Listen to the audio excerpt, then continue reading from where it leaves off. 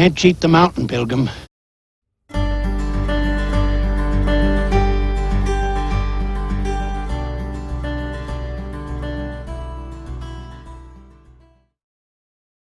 Be Wise and Survive is a public outreach program we use to help keep folks safe while recreating in the mountains. Be Wise and Survive not only applies to recreationists, though. The same principles apply to us in search and rescue. Hello, I'm Dwight Johnson, Sergeant for the Search and Rescue Unit for the Umatilla County Sheriff's Office in Pendleton, Oregon.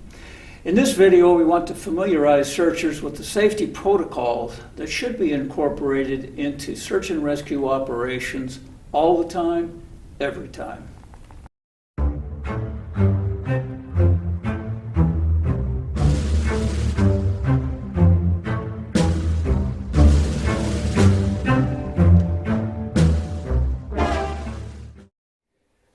You know, every organization has a culture. In the past, some organizations developed a culture that prioritized production over personnel safety. This became true in the wildland fire agencies immediately following World War II. As a result, these agencies suffered several significant fatalities that caused them to rethink their programs and priorities and to change their culture. They learned that having a can-do attitude does not benefit the mission when accompanied by personnel accidents. When looking at the culture of your organization, is it dictated from the top down? Is it just a reliance on common sense? Are safety mitigations a reaction to events? Are you not letting risk get in the way of the mission? Then you have an old-style traditional view of safety similar to those held by wildland fire agencies of the past. A risk management approach is characterized by a methodical system where safety is an integral part of the operation. It is proactive and involves all personnel. We in Search and Rescue need to ensure that we embrace the risk management culture. It starts with an acceptance that safety is not for wimps. It's not just common sense, not just something that command worries about, and is not just a motherhood and apple pie word.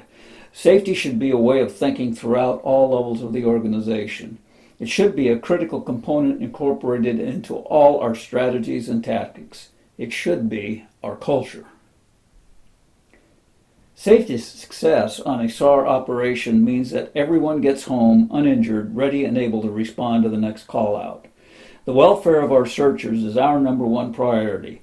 Not only do search commanders care about their personnel, but it also compromises whatever mission we are undertaking when a searcher is injured. So our number one incident objective on any search mission should always be to ensure, as best we can, the safety of every searcher. This should be incorporated into any ICS 202 incident objectives that your management team creates. We know what we do is inherently risky. We can't eliminate risk, but we can use risk management principles to help us make proper decisions when accepting such risk. It is obvious that this gentleman, intent upon his beach outing, did not use proper risk assessment techniques. Luckily for us, we have a pretty good risk analysis process that has been developed for SAR. We call it SAR-GAR, an acronym that stands for Search and Rescue, Green, Amber, or Red. SAR-GAR is a 6-step systematic process used to analyze a task, assignment, or situation to determine the safest way to proceed. The process can and should be used at any stage in the incident. It is designed to be used at the team level. The two times it should always be used is at the time an assignment is received and whenever during that assignment an event occurs or the situation changes, resulting in new or increased safety concerns. The SAR-GAR system uses the acronym SAFETY to help ensure that all elements of an assignment or operation are considered for their safety implications. The acronym stands for supervision, assignment, fitness of the team, environment, team, and improvisation. The first step in this process is to identify potential hazards associated with each SAR-GAR element. Let's look at those elements. S is for supervision. Is the chain of command clear to everyone? Does everyone know who their direct supervisor is? Does everyone know the chain of command above their direct supervisor? A is for assignment. Are the assigned tasks clear to everyone on the team? Does everyone understand their role? Has enough time been given to complete the assignment? What level of precision is needed? F is for fitness of the team. Are all team members physically able to perform their assigned tasks? Are all members rested? Is anyone on the team ill? E is for environment. What are the environmental hazards likely to be encountered during the assignment? This element often requires the most analysis, since SAR operations often occur in challenging environments. When assessing the search environment, it is helpful to use one method taught to wildland firefighters. Look up, look down, look all around. This is also called establishing situational awareness. T is for team composition. Does the team have the necessary skills, training, and experience to complete the assignment? Is the team sized and equipped appropriately? Can the team operate cohesively? Are there any personnel conflicts that need to be resolved? I is for improvisation.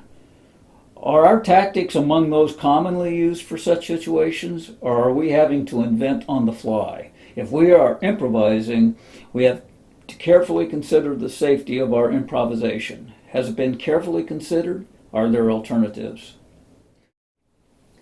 A quick note, some agencies reverse the meaning of the F and the T in the acronym. It doesn't matter which system is used as long as everyone is on the same page and all hazard elements are considered.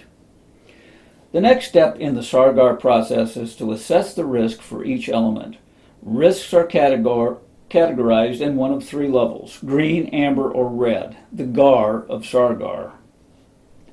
Green risks are good-to-go risks. Nothing needs to be done, the risk is acceptable, or there are no significant risks, and the team can proceed. Amber risks are those where there is a concern and the risk needs to be discussed in more depth and mitigation measures might be considered. The team can proceed once this process is completed at the discretion of the team. Red is a risk that appears unacceptable as presented and is a no-go unless acceptable mitigations can be devised. If the team thinks the risk can be mitigated, the team should consult the chain of command before proceeding. This matrix is a system used in aviation and other disciplines to help with risk assessment. It is color-coded similarly to the GAR system to reflect measurement of the risk. Events are categorized by their probability, that is, how likely are they to occur, and their consequences, that is, how significant will the consequences be if the event does occur, both to the team members and to the mission, that is, the incident objectives. With each amber or red, risk versus gain needs to be identified next, because many risks can be mitigated but not eliminated. Whether to accept the risk depends upon the effectiveness of the mitigation and the expected gain. Gain is normally measured in terms of victim life-saving or injury prevention. It makes no sense to accept a risk when the gain is inconsequential to the incident objectives. The next step is to consider mitigations. Are there any risk control options available? Each incident will invariably present unique hazards that may or may not have mitigation options. Other hazards are common to many incidents, and risk control tactics have already been devised. Mitigations for supervision concerns might involve decreasing span of control by breaking one team into two or adding strike teams or divisions into an incident. It might mean designate a different team leader who is more familiar with a particular skill or tactic. Assignment complexity mitigations might include requesting a delay in deployment to provide more time for analysis and detail identification. Assignment modifications might be made, or the time allotted for completion increased. Team fitness might be mitigated by reassigning personnel or providing for some rest time prior to deployment. Environmental mitigations are as varied as the hazards. They might include placing a rope line for footing, requiring trekking poles, using specialized PPE, posting lookouts, and delaying or otherwise changing the deployment time. Team composition might be mitigated by bringing in additional team members or providing specialized equipment such as PFDs or rescue harnesses. And are you improvising? If so, sit down, take a pause, and re-examine your tactic. Is it sound? Are there safer alternatives? Once the mitigations are identified, the next step is the execution decision. Is it go or no go? Are the risks still a red, or have they been mitigated to a green or amber, and is the risk worth the gain? If a risk is still considered a red, but the team feels the risk has been mitigated and or that the gain is worth the risk, and the team recommendation is to execute, the team leader should consult with chain of command before doing that execution.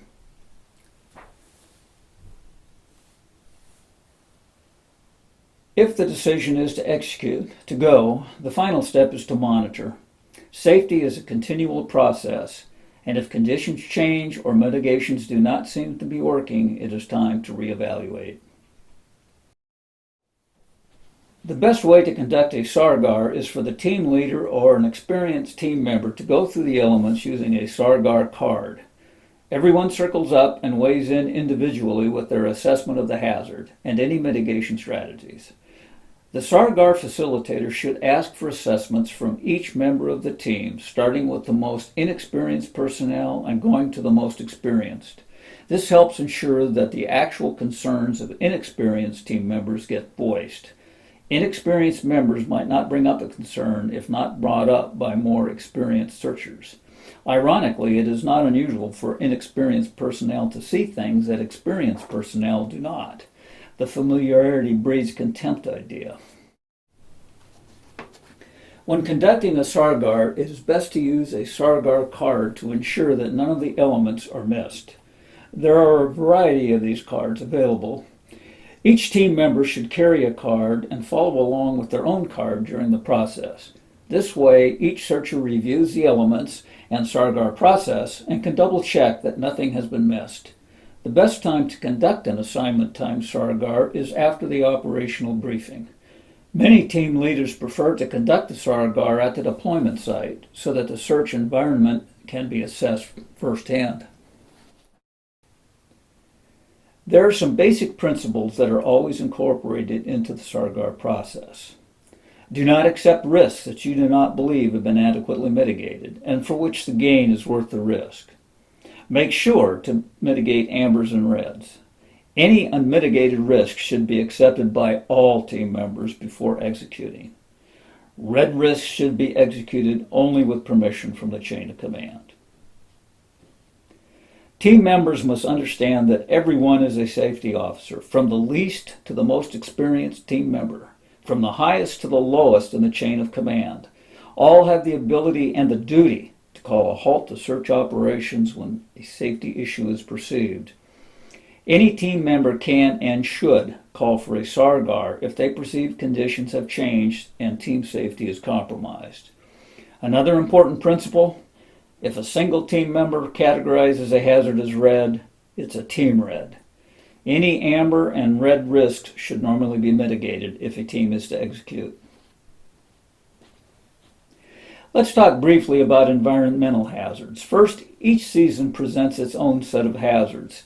In the summer, heat exhaustion, stroke, dehydration, steep terrain, loose rocks and grass, windfalls, rain, snags, lightning, wind events, animals, rattlesnakes, bee stings are all common hazards encountered by searchers. Can you think of any others in your area? In winter, hazards change significantly and many require altogether different mitigations. Hypothermia, frostbite, tree wells, avalanches, slippery roads, and rotten spring snow are some of the common hazards encountered. Can you think of others? There are several special situations that we will briefly touch on that present significant hazards to search operations. In the winter, avalanches can be of considerable concern in the mountains of Oregon. Avalanche safety and avalanche rescue are complex, specialized topics that require many hours of training. To touch on the major points, avalanches can present extreme hazards to searchers whether on foot or snow machines. The most dangerous slopes are normally between 30 and 60 degrees. Weak layers are caused by snow settling, crusting, or snow crystal degrading into particles sometimes referred to as corn. New snow on top of these layers can be prone to sliding.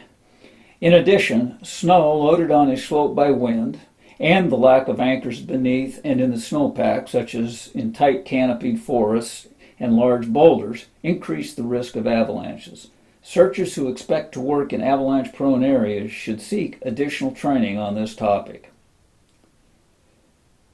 Another special situation that searchers may encounter is working near water. Floods are a common incident requiring SAR response that results in SAR personnel being exposed to water hazards. Moving water is of special concern. PFDs must be worn during flood response working within close proximity of moving water. Swiftly moving water can be dangerous even at shallow depths and can carry a searcher into deeper water filled with hazards. When wearing PFDs, make sure to use the correct size and that the fasteners are correctly secured per manufacturer's specifications. If moving water must be crossed, such as a creek, searchers should loosen their packs so they can be readily jettisoned. Searchers are encouraged to seek out the Marine Enforcement or Swiftwater Rescue units for more training in water safety. Fatigue is a killer. Fatigue is a factor only recently recognized as highly significant. Wildland firefighting agencies now have strict work rest guidelines in place due to this factor. For SAR, fatigue is a huge problem. The number one injury accident associated with SAR incidents is the motor vehicle accident. Most NVAs on SAR incidents are caused by fatigue. Studies have shown that fatigued drivers can be just as impaired as intoxicated drivers. Always make sure that the driver is rested and able to drive safely. Consider using designated drivers or simply delay the drive home. There are many special situations that searchers might encounter. Many are unique to the areas in which the search occurs. Forest fires, poachers, drug production, camps of wanted persons, animals, tornadoes are just a few. The key to remaining safe and uninjured is to identify these hazards in advance and make methodical decisions regarding risk, as this video has outlined. We will end our presentation by discussing the worst-case scenario, an injured searcher. The safety of our searchers is always our number one priority. When an accident does occur during an assignment, the team leader should stop the team and immediately report to the chain of command after providing any needed immediate first aid. This is deemed an incident within an incident, and the injury of the searcher will normally be considered a priority, with incident personnel diverted to the scene as directed by operations. We sincerely hope this never happens during your SAR career. By practicing the techniques described in this video, such cases should be few and far between. So let's conclude by asking again, what is your safety culture? I sincerely hope this training has helped you to become more aware of how important safety is and how important it is to have safety embedded into your organizational culture. I hope you found this video presentation informative and are leaving with some tools that will help keep you safer during search and rescue incidents. Thank you for being part of your local search and rescue organization. This is Sergeant Johnson wishing you effective and safe search and rescue operations.